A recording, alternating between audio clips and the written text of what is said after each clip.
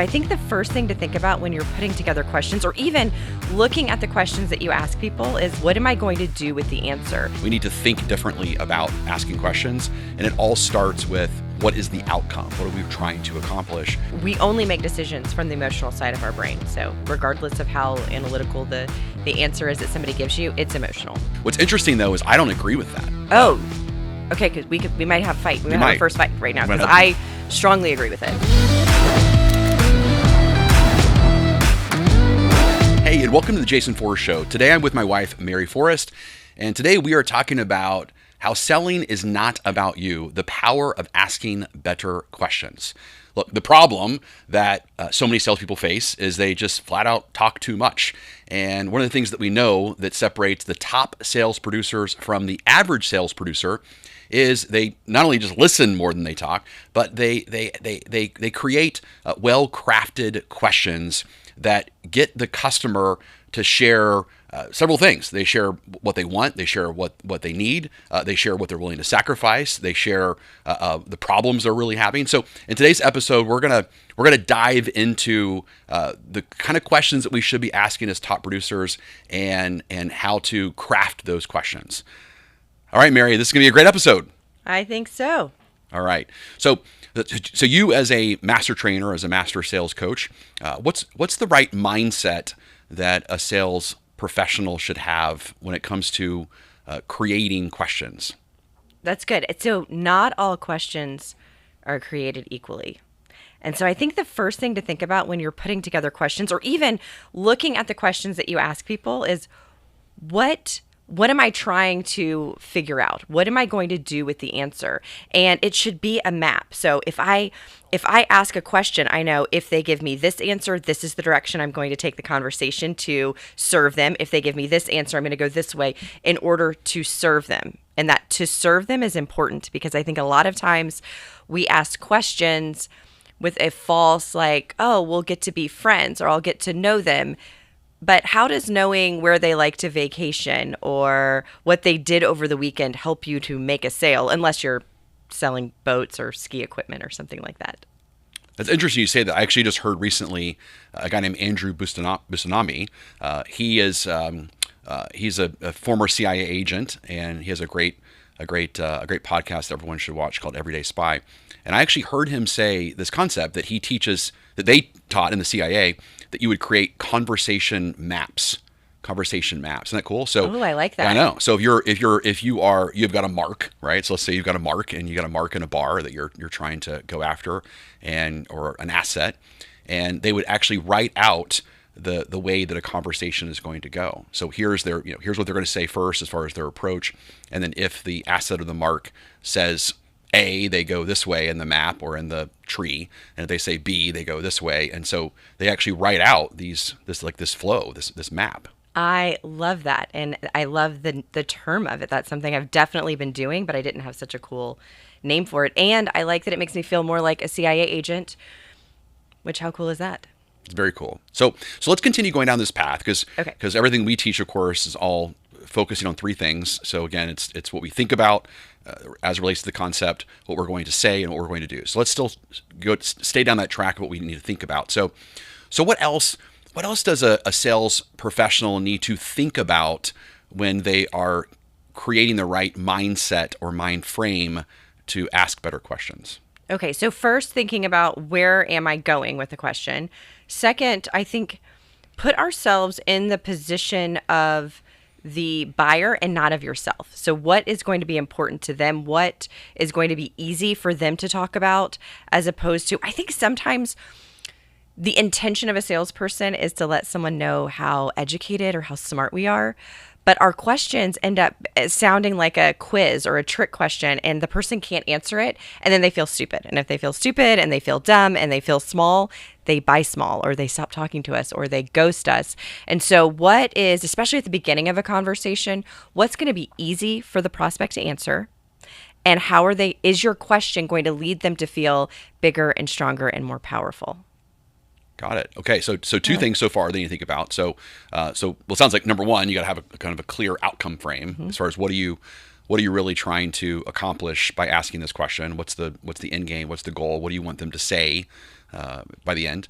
And then, like you said, and then the second thing I believe you talked about was that is it going to make them, is it going to be easy for them to answer? So we don't want to ask questions that are difficult for a person to answer, or creates that decision fatigue or too much work for them. And then number 3 is that it makes them feel big. It makes them feel smart. Smart and strong and powerful.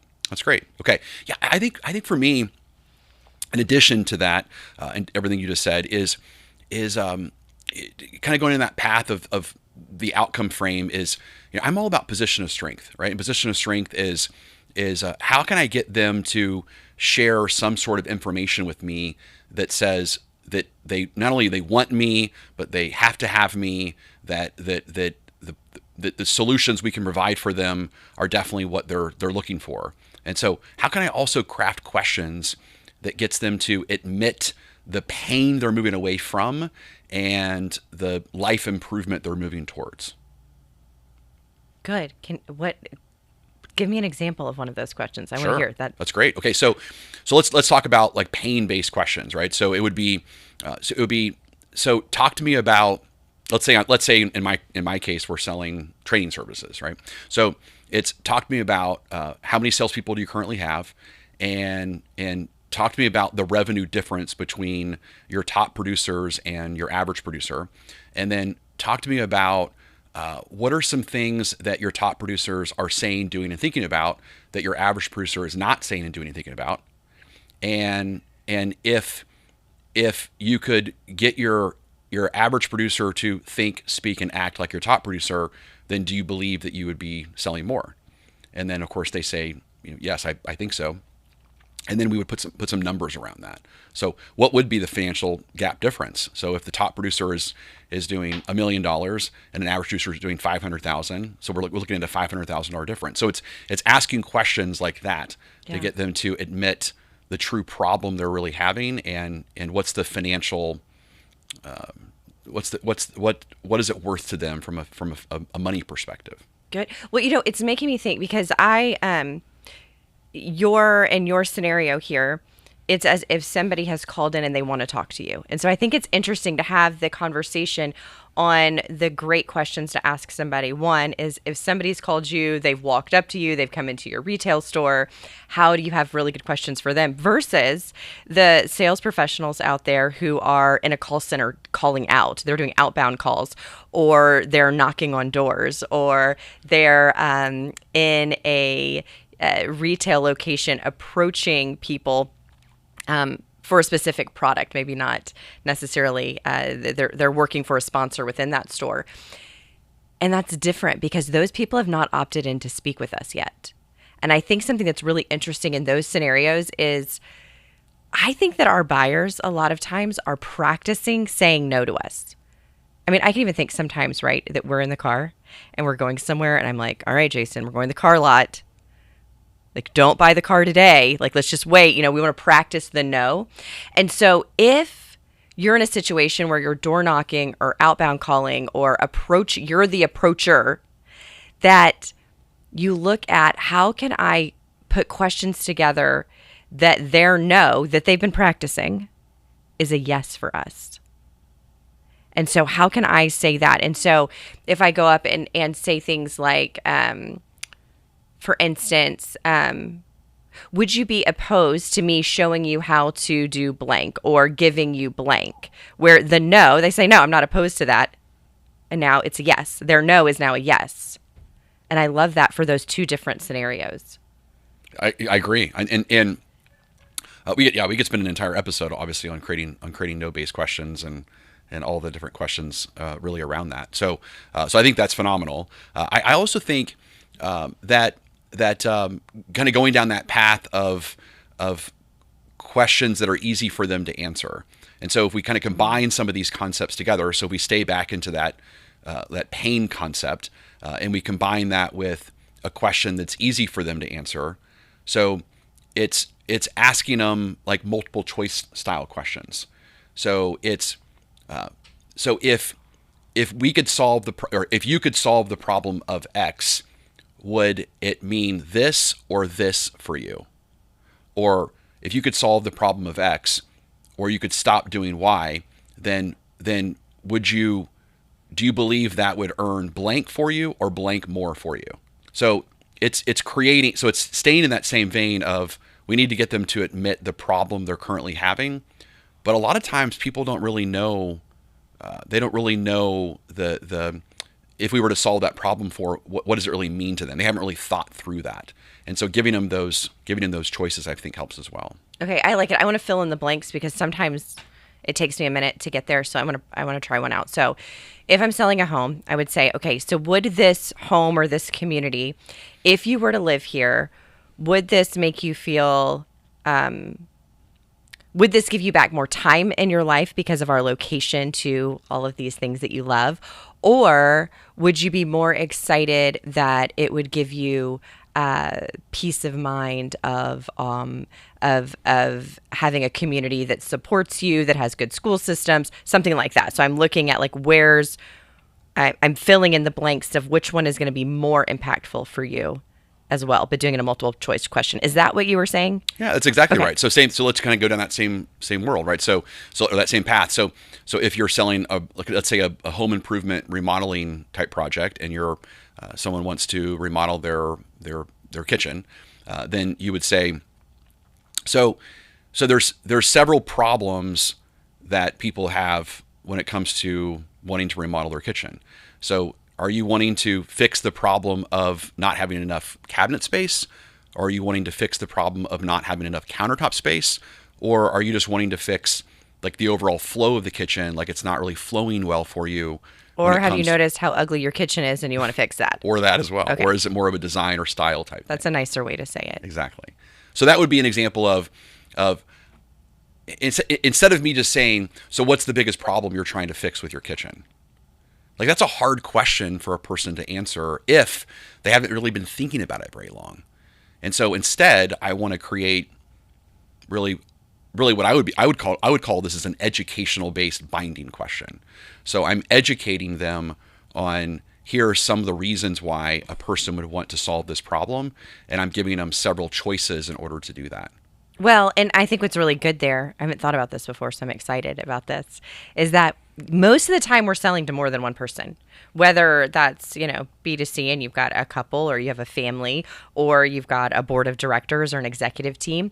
And one person on that team has probably been thinking about this a lot. The other people have not. So if we're adding something to our home, it's either a project, something that I really want and you're not really thinking about it, or you're all into it and I haven't been thinking about it at all. And we want to especially make the person who's right now that outsider or the one who hasn't been thinking about it feel big and strong. And so giving them those binding questions brings them in instead of it feeling more like, that's Jason's project. I really don't want to do this. And now, first I've got Jason harping on me to redo this. And now I've got this salesperson in asking me questions I can't answer. And so it now feels like they're on your team, which makes me not feel part of the group. I don't want to participate in that. Yeah, it's perfect. So if I was in that situation and I was selling, to you and your husband, which is me, but if I was in that situation, right, then I would say something like, so is the biggest problem you're trying to solve, is it just an overall flow to enjoy your kitchen more and be more functional for you? Is it cabinet space? Is it style? Is it design? And let's say you answer the question first, and let's say you pick what? What would you pick?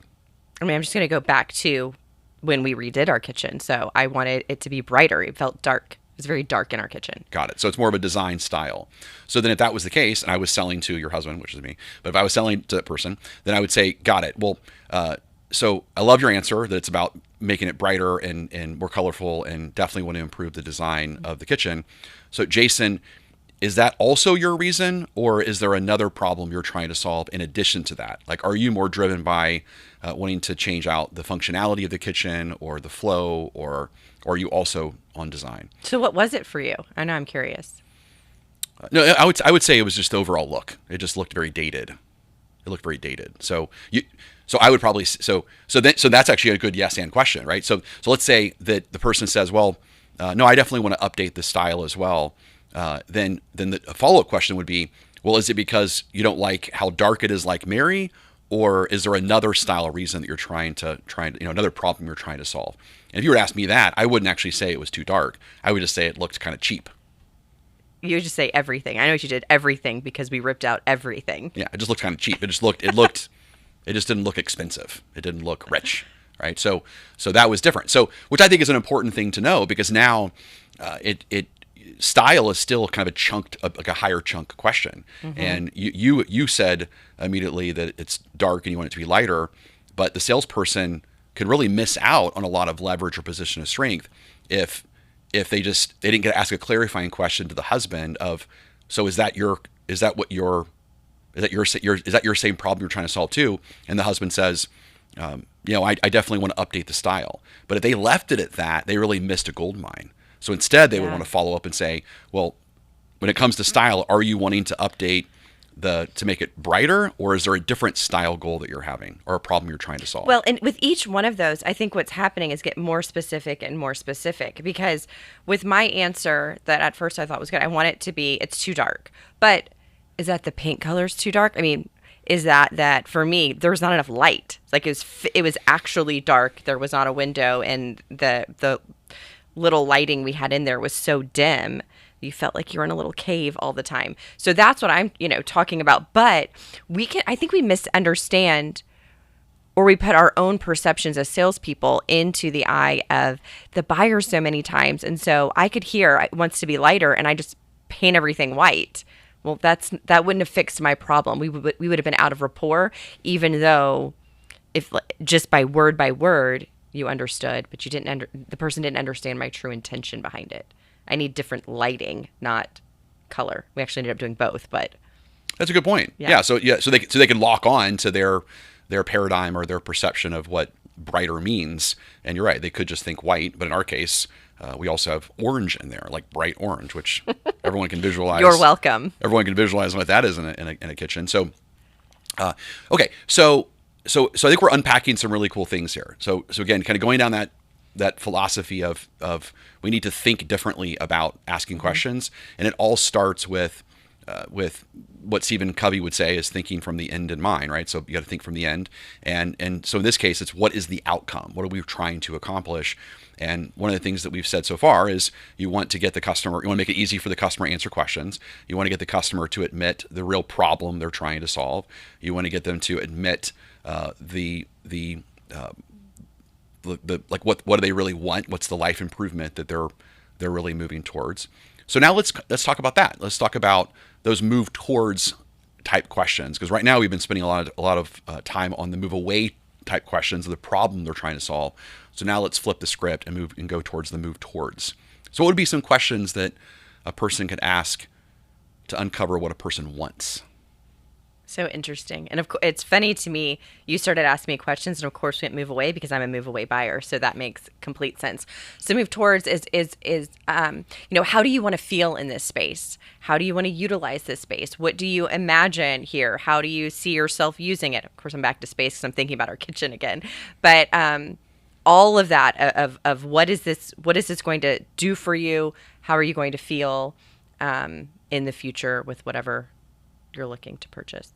Got it. So it's going down that same philosophy again, that we would want to make sure that we're not just asking open-ended style questions, that we're also asking those multiple choice or binding style questions that we teach from neurolinguistic programming.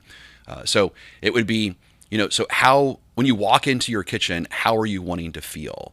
Are you wanting to feel powerful, rich and sexy? Are you wanting to feel comfortable? Are you wanting to feel cozy, warm? Yeah, that's important. Soft. Yeah. That's important. Now, why is it important? Because I think this is a leading edge thing that a lot of people right now are not probably doing or paying attention to or thinking about is why is it important to get the customer to give us feeling-based answers and not just more rational-based answers? I think there's a couple. I think one is that we only make decisions from the emotional side of our brain. So regardless of how analytical the answer is that somebody gives you, it's emotional. It's always an emotional answer because that's where we make decisions. But I think also as the advanced sales professional, when you hear these words, catalog them exactly as they are. So if I say warm and cozy, I want the salesperson to hold on to those words And later, when they come back to pitch me, they're going to use the exact same language back, because those words that I'm using, that I'm telling you about, they connect to my heartstrings. They connect to the emotional part of my brain, and they're going to mean something to me. So even if you come back with synonyms and you're like, this is a really comfy, way to come and enjoy the space, comfy doesn't mean anything to me. I get it, and that feels good, but it doesn't move me. When you can use the person's exact words back later, you are going to connect with them. And that's also going to give them that feeling of, oh, this salesperson, this company just gets me. They were made for me. They were created for me. And so we need to log those exactly what they are. No interpretations. Okay, so that's called anchoring in NLP. So that's creating an emotional anchor. And what's interesting about that concept, there's actually a great movie with Will Smith called Focus. Remember that movie? Yes, I do remember that movie. And Focus, I don't know if you know this. Wait, or not. that's the one where he's like the con man, right? He is the con man. In the movie Focus, he is a con man. However, the thing that we have to be careful about is that sometimes people think, well, I can't be a con man, and I don't want anyone to be a con man either. However, there's a lot of great lessons that you can learn from people that are doing things for the wrong intentions, and you can figure out how to do it for the right intentions. Let's give the good guys the tricks as well. Give the good guys the good stuff, right? The good tools.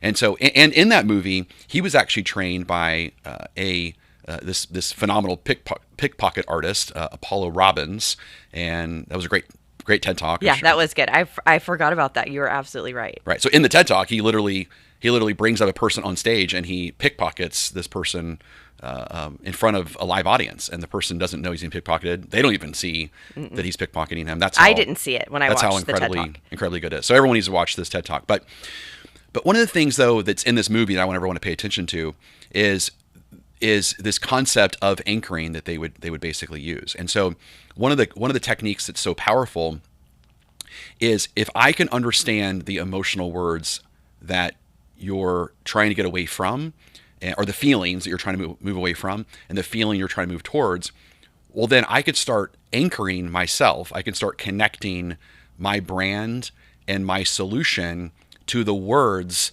that you want to feel. At the same time, I can also connect the competition to the words that you don't want to feel. That's another level. It's another level. And it's one of our lessons that we teach, which is super fun. But the idea behind that is, so if I can ask that question, this is a totally advanced concept. We could spend another episode just on this one concept. So many episodes.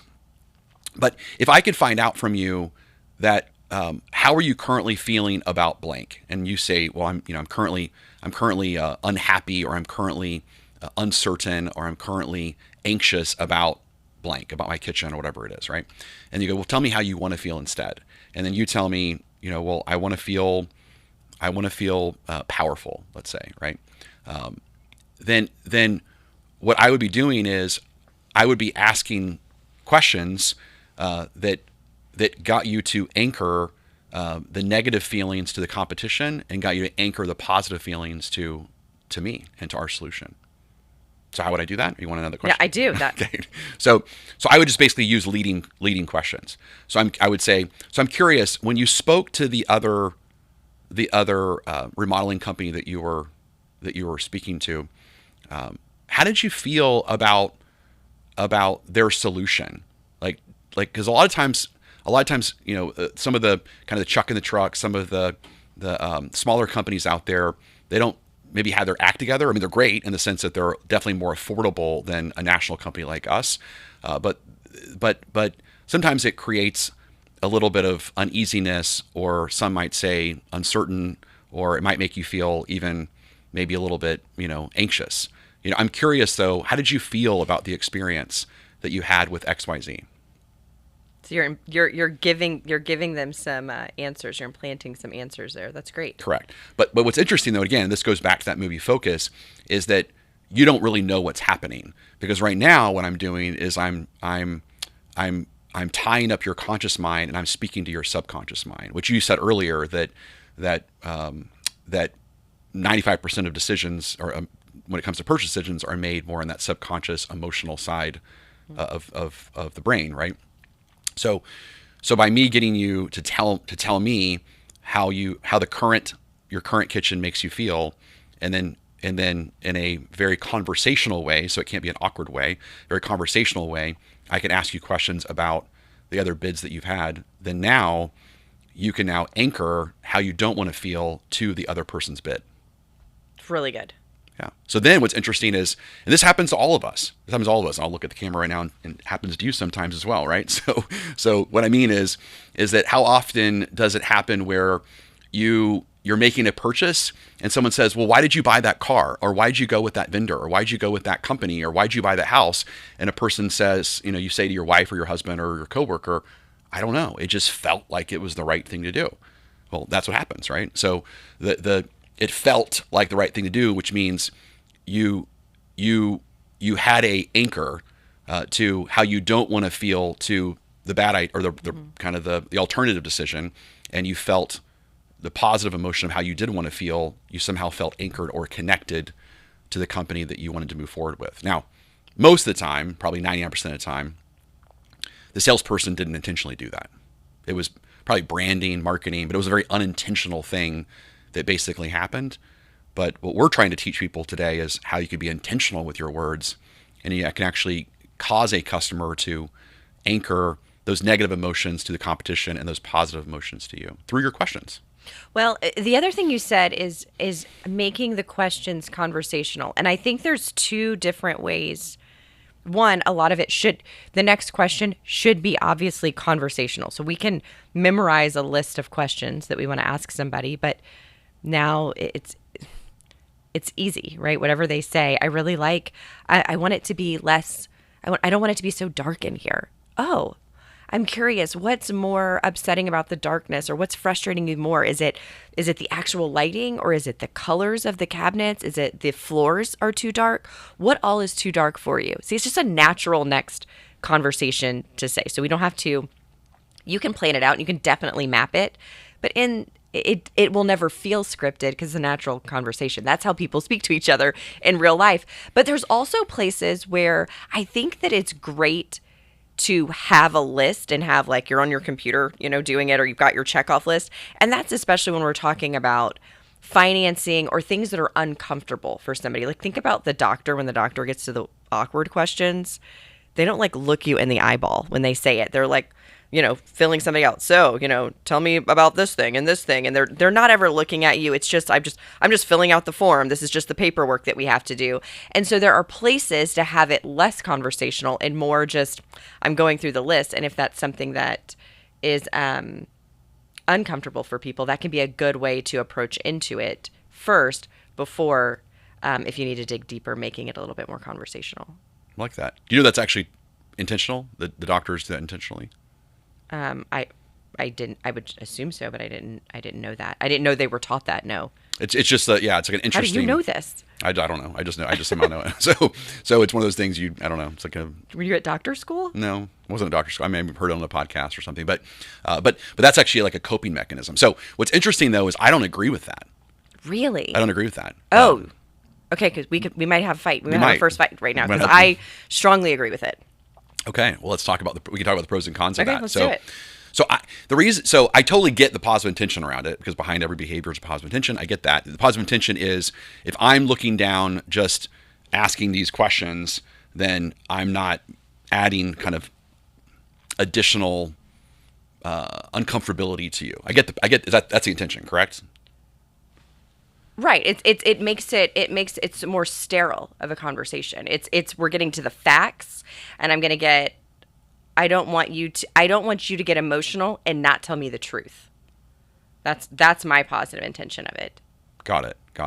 So I think I think it's great. I think for a new salesperson starting out, I think that they should 100% do that. Eventually, though, I would love to unleash them, and I would love to get them to a point where they belong, that they feel they can create such a presence and such a container of safety for the person they're asking these questions to, that they just feel at ease by asking these questions, and it just feels like this is just like I'm the expert, and I'm asking these questions not in an intimidating way, but I'm asking these questions in a way that actually shows you that like like like uh like I'm not scared of the answer. Or there's no meaning behind the answer. Well, and I can see that in some things on,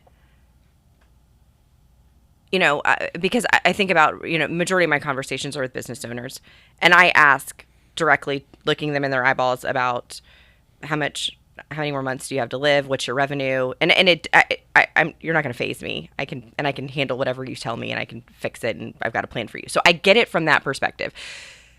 But is there something that you could touch on? Is there something that somebody sells? I want to find the line to that, because think about too, going back to the doctor, if they're like weird hairy moles, flatulence, like weird stuff, right? If they're like weird hairy moles looking you in your eyeball, flatulence looking you in your eyeball, I think they should look at the computer. I'm sticking to it there, but I'll yield to you on finances because I have those. But is there a line for a salesperson of something that we should be more sterile and we should have this? I don't know. Yeah, that would be the question. Is what are all of those questions, and is that a leashing? I don't know. I just know. I get the concept that, again, if you're a doctor, but we're not doing that right now, so we're not talking about that situation. so that's why I'm kind of stuck on that one. But let's just let's think of something that's what are things that are pretty tough. I mean, we've helped cremation services, we've helped Correct. funeral services, Yes. we've helped lawyers, divorce lawyers, we've helped. So we have life, we have obviously death, we've got marriage, we've got divorce, we've got. These are pretty emotional things that experiences that people go through. Mm-hmm. So I just couldn't imagine myself. I don't think it's the right container of safety if I was having a clipboard and I'm asking. Let's say I'm selling you cremation services, and I'm asking questions like, so, are you have you decided that you're going to, cremate your late husband, or have you decided to bury them? Like, I don't know. It just seems. Yeah. It seems like I'm not giving it the right gravitas, and it seems like I can't handle the answer, and so therefore maybe that subconsciously anchors me that I'm not good enough for you, or I'm not going to be that safety for you, or I'm not going to be that trusted advisor for you. That I'm movable. I see that. All right. I'll give it to you. Is this the first time in our marriage that I've won a fight? I'm gonna keep thinking about this. I'm gonna keep thinking about this. I'm gonna be real clear on that. Well, hold on though. I'm also thinking about. First of all, put in the comments below if you as a husband ever won a fight against your wife like I just had. That's never happened before. I'm about to quit. I'm about to quit the podcast. Serenity now. Let's see. Okay, hold on though. And I need to stop breaking the wall, please. I need all of your presence and attention right now. I feel like the podcast should be over. I'm like Tinkerbell over here. I don't even know what to do. I'm going to die without all the attention. Okay, so I was trying to think through, and this is actually helping you, because I was thinking, well, what about on an OSC or a brand ambassador that's getting some information, but I'm still on. So an OSC is an online sales counselor, like a call center type. Correct. Same. Yeah, brand ambassador, somebody that you're talking to before the salesperson that's getting information. And so what do you think in those situations? If they're getting, is that more clinical, or are they they're holding that space too?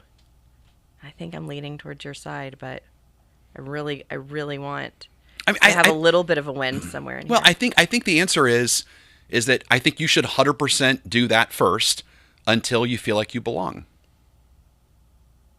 That would be my answer. I think first like the entry level. Yeah, it's the entry level. It's the entry it's the entryway. When you are a brand new salesperson and you feel like you don't feel like you belong, you feel like you don't have enough gravitas to handle the situation, you can't own the space, then yes, I think you should probably keep your head down and just ask the questions. And that's going to create this weird, I don't know, this weird safety for yourself that it's going to make what it's going to do, it's going to make the customer feel comfortable that you're uncomfortable. Yeah, I mean, I'm trying to think That. about. That's a good tweetable line. Make the customer feel comfortable that you're uncomfortable. That's what's you happening. You get one win, and you are so proud of yourself today. Really, yeah. Okay. Well, I'm trying to think about a question I'm trying to think about an answer that I would need to know from a customer that would make me uncomfortable to ask. And I can't think of one right now. I can think of things in the past. I mean, money in the past was a difficult, early in my career. I mean, you're correct there. That was a difficult thing to talk about somebody's finances, or how, if they were not being successful, how that was affecting them or affecting their life or affecting their family, or were you going to, I know in the past asking somebody, do you have layoffs that are coming up? Like, or do you plan on having layoffs? That would have been uncomfortable, but it's not uncomfortable anymore. So in the past, you're right. Yeah, when you first started, it's like you had to ask those questions, and you knew you should ask those questions so that you can get position of strength, you can get leverage to truly help them and serve them. Well, and understand their situation. I can't help somebody if I don't know what the truth is about the situation. Perfect. So yeah, so in those situations, of course, you just need to stick to the script and ask the questions and put your head down and just pray that they're going to answer them, right? So you have to make them comfortable with your uncomfortableness, right? So, but once you belong, and once you feel like you belong, like, look, I need to know this information, and I need to know the dire straits that we're in right now, and I need to know, like you said, how many months left do you have to live? Which means, we ask that question a lot for companies that haven't sold, they're not making their revenue goals, they're spending more than they're making right now, and so that question for us is how much cash do you have left, right? So until you're basically done, and you've got to close it up, right? But what I find is, like, if I own that question, and I because if I'm feeling the question, this is the answer, right? Is that because the reason why I love asking like a question like that is because I want them to know that I feel what you feel. I want them to know that I'm not just a robot that's asking just some sort of sterile question like this so that I can play the gotcha game. I don't want to gotcha. That's not the game, right? Instead, because that's kind of my concern with just asking those kind of questions and putting your head down, is that it's like I'm just asking those questions to kind of put you in a corner or checkmate you. I don't want to do that. That's not my. I mean, I guess that's the intention if you're like starting out as a salesperson and it's like, oh, I gotcha, like I win, right? Like that's. But I want sales to be a little more honorable than that. I want it to be a little more sophisticated than that. I want to checkmate you, but you don't realize I checkmated you. That's the whole goal here, so that it doesn't feel like I'm doing something to you. Well, yeah, and the uncomfortability comes from the buyer because they don't have a solution. And then it's uncomfortable for me to ask the question if I also don't have a solution. If I say, Jason, how much cash do you have left? Like, how many more months do we have?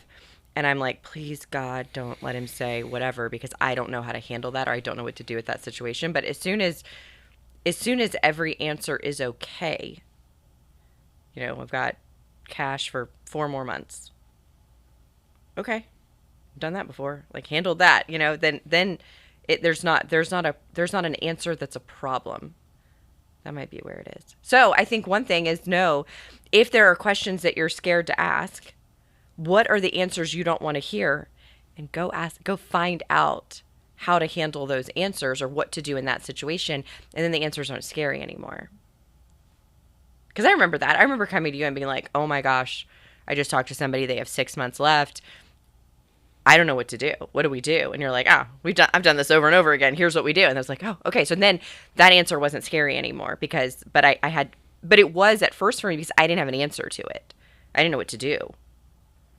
But now that I've done that so many times, it's not a problem. That's great. I think that's a perfect answer for everyone who's listening right now, is that ask yourself the reason why I don't want to look them straight in the eyes and ask them this question directly is because I'm afraid of what they're going to say back, and I don't know how to answer. Well, and so or solve the problem. Hold on. I'm going to take it back. Hold on. We got a counter argument now. Okay, so if you're new if you don't, so you do need to be, if you don't have solutions yet, or you have to think about it, you should be clinical and asking these, because otherwise you're a jerk. If I'm like, Jason, how much cash do you have left? And I'm just feeling it with you. And I'm like, oh God, that sucks. But I don't have a solution for you, but I'm there being that intimate and close and listening to you, then it's almost, it feels like a gossip session for me, instead of like I'm getting information and now I'm going to go figure out what to do with it and I'll come back to you. So if you don't know yet, I think it's better to be clinical in your questions so that you're not a jerk. Yeah. So I'm going to yes and you on that. So yes. Yes and, like, that's a great answer, Mary. Yes and. So what I'm going to say is this. I would 100% agree with you, as long as you are brand new, as long as you don't believe in yourself, as long as you don't have any information that you're going into a situation knowing that you can solve people's problems, and you haven't anticipated the answers to things. You don't know how your product and service is better than the competition. 100%. You should be clinical. That's what I would say. You're 100% correct. Oh, man. Thank you. Okay. Let's move on. Okay. I'm glad we both agree on that now. So how about this? Okay. Dinner is going to be so fun tonight. Yeah. Okay. So let's transition here. Let's do that. Okay. Yeah. So there's really three, what do we call it? Three parts, or three things that a salesperson really needs to find out.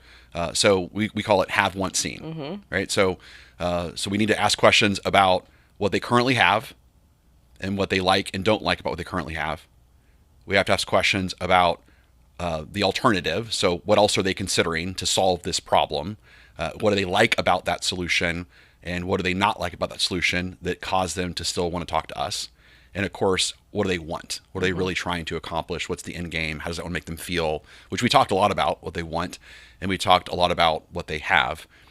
So now let's move to the area of what else they've seen, which is the one thing that we teach that I'm aware of. I don't think any other training company teaches, because every other training company is really big on don't talk about the competition.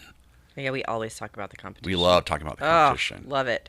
So that's a big one. So let's talk about that for the rest of the show here. Why do we ask questions about the competition? And why are we not afraid to ask questions about the competition? Because we believe in ourselves, because we're not brand new. Okay, so we're going to ask about that because it's what they're talking about. And you always say that our biggest competitor is the conversation we're not present to. The second that they leave you, what are they doing? They're talking about you versus the competition. They're comparing you. And so I just want them doing that with me in the room than without me. And one, because that's going to help me close more deals. And second, because I know more than they do in this area. As a salesperson, you know more than your prospect does.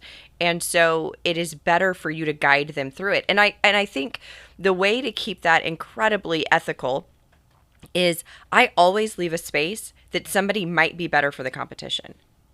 They might be. And if I allow that to be an option, then I can really guide them correctly when analyzing us versus them.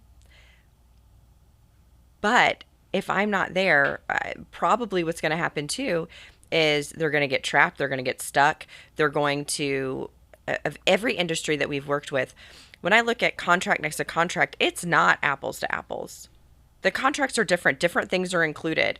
And so you want to be able to help them through that. That's the level of service. That's becoming the trusted advisor for them. And I think one of the, we talk about everyone saying, be a trusted advisor. But one of the litmus tests is if at this point, if you've become a trusted advisor, is to ask them, hey, show me, here's the contract I have. Show me the proposal that they gave you. Let's look at them side by side and see what's included in both. Let's see what they have that we don't have, what we have that they don't have. And let's look at it so you can really see apples to apples what's in front of you. And of, years and years, and I mean, I've been doing this at every place that I've sold. So I think I've been selling over 20 years.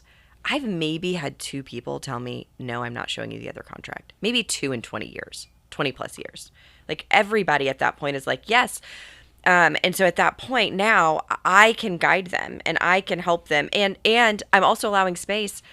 And maybe once a year, twice a year, I really do. I really have somebody in front of me that the best option for them is somewhere else.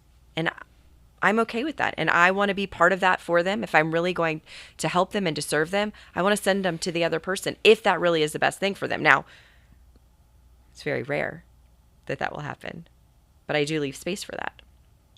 100%. I 100% agree with that. And I love, so just to break that down from a mindset perspective. So the only reason why you're able to do that, or a top producer is able to ask questions about the competition or talk about what's good and not good about the competition's proposal, is if the goal is not to manipulate them Correct. or con them, but the goal is to help them achieve resolution on what's the real outcome you're trying to solve, Mr. Customer. And there's pros and cons of both the way we're going about it and the way they're going about it. And so let me just kind of walk you through the pros and cons of both so that you can make an informed decision of which is the right decision for you. Right, right. I mean, we're taking them through the whole part of the, all of the sales process. And then we get down to the biggest part of the whole sales process, which is looking at one proposal versus another. And now we tell them, go do it on your own. That seems ridiculous. That is not serving them. The highest level of service that we can do for them is to serve them through the entire process and to not leave them at the very end to figure it out on their own. That's great. Okay, so let's wrap up this competition thing. So, because I think this is important. So what advice would you give to a sales professional that is afraid to ask questions about the competition? So again, the tactical question we need to ask is, so I'm curious, besides us, who else are you considering? So that's kind of question number one. So besides us, who else are you considering? And then question number two would be, that's a great company. I always like to compliment them because again, what you said earlier, you want to make people feel big so they buy big. You don't ever want to make a person feel like they're dumb for even considering a competitor. So, that's a great option. I've heard about them. That's great. So tell me what you like about them. Tell me what made you lean into them. Tell me what some things that they're offering. And of course they'll then say that. And then you compliment them. Oh, I like that they do all those things. That's great. So I'm curious, sounds like that's a great company. It sounds like they're offering some great things for you. So I'm curious, what stopped you from moving forward with them? Meaning, what are they not offering you that says we still need to look at other options because we really want blank? So those are the questions that tactically people need to ask. Mm-hmm. So now my question to you though is what's the advice that you would give a salesperson to be unleashed that would get them to feel courageous and confident to ask those questions and stop being afraid to ask those questions? I think the first thing is to go shop your competition. Shop them, chat them online, walk into their space of business, call them, do contact us forms.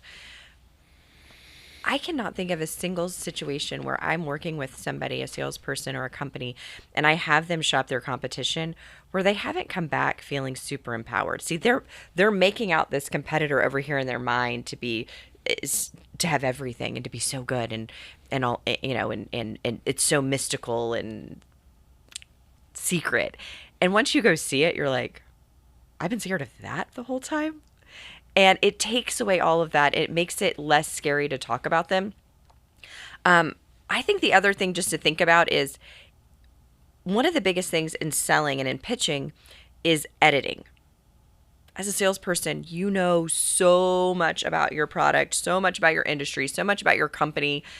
The problem is you don't have time to give all of your knowledge to somebody else. So if you can find a way that your prospect tells you the things that they really like about your industry, which is asking about your competition. What did you like about them? What made you lean into them? Your questions that you asked. Well, if I have all of those things, I now know ahead of time the things that I need to edit in to my pitch and presentation for them. So I'm now able to customize my pitch. I also know what did they not like about it? Oh my gosh, we do that. I know later I'm gonna hold on to that later. I'm gonna make sure that I emphasize that in my pitch. I'm not gonna edit that part out because that's what was missing for them somewhere else. So what I like about these questions the most is it allows me to be incredibly custom when I go to present my options to them later. Now I'm saying later because as somebody is saying, I like this about the company, I like this about this other company. I don't want to go, oh, we do that too, me too, I do that. I mean, it's so obnoxious. Just play it cool, handle it, hold on to it. They say what they don't like about it. If you know that you do it, don't tell them right then. Hold on to it, but know the next step is I'm getting ready to pitch and present. And now it's going to be completely custom and exactly perfect for that person. I've got them. That's your checkmate that they don't know. You know that you've got them in checkmate. They don't know that yet. And then, 10 minutes later when you go to pitch them, it's done.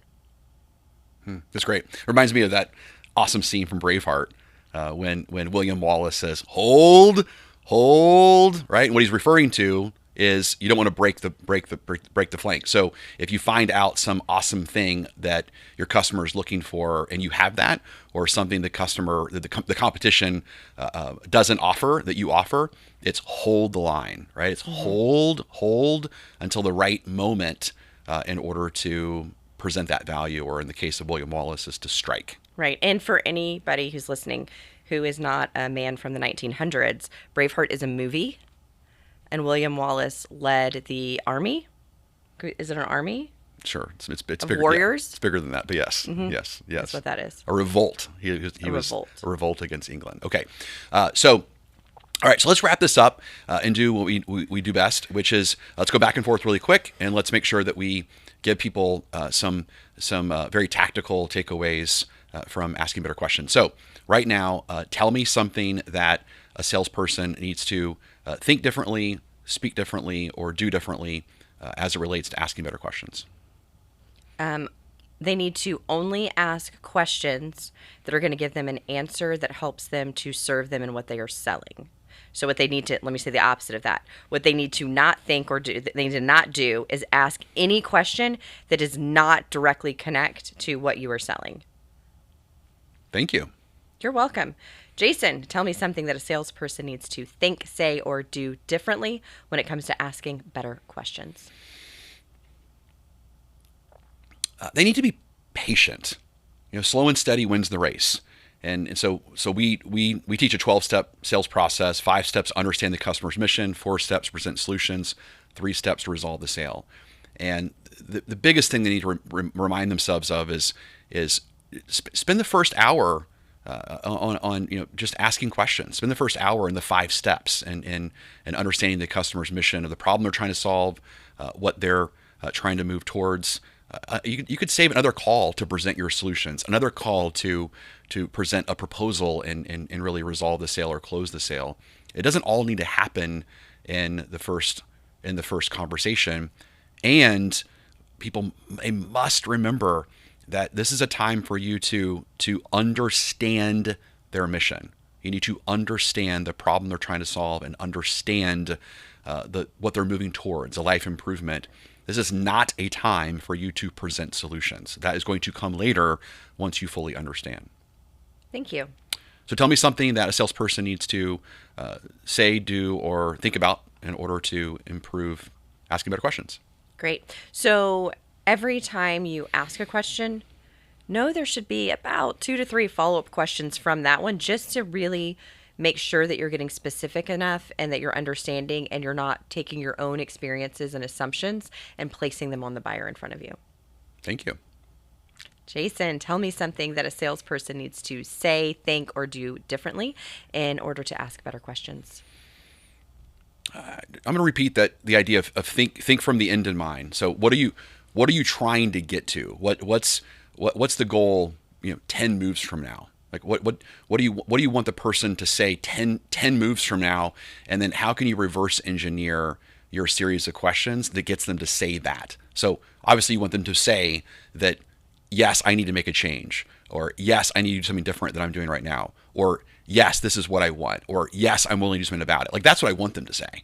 And so if I want them to say that, then I need to go, okay, if I want them to say that, that's the outcome, then I need to create a list of questions that gets them to say those things, which I think that would be great for people to put in the comments of this podcast. So in the comments below, I think people should put, what are questions that you ask that lead the customer to get them to say, yes, I need to make a change. Yes, I need this. Yes, I need to do something about that. Like, that's what we need them to say. Awesome. And I want to add too, Please. If there's an answer that I'm trying to get to blank outcome and I'm having trouble putting together a question, I love the comment section and I'd love to write questions. Perfect. Okay, last one. Okay. So tell me something that a salesperson needs to say, do, or think about differently in order to ask better questions.